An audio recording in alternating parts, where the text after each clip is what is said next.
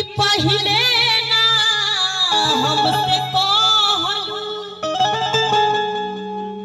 कि प्रेमी धारा में ना बहती, लेकिन सच्चाई बा कि प्यार मोहब्बत अपनी मर्जी से, अभी आप माई की मर्जी से कौन नहीं था जीवन परेशान हो। लेकिन आई कि किस्मत में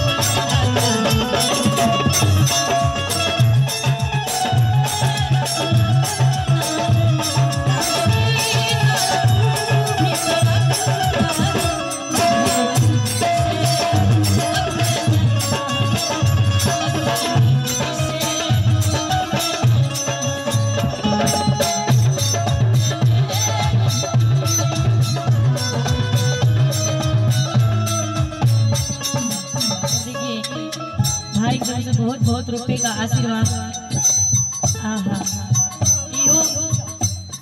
दिल के मारल बना बीमारी बड़ा बढ़िया लगल बा, लेकिन लड़का थोड़ा ना कम बनल सा, लेकिन पैसा से बीमारी ना सुधर, पैसा से दूर ना होई, दवाइयों से ना दूर होई, जब चाहत रहो तो ना मिल। लेकिन मनोज भैया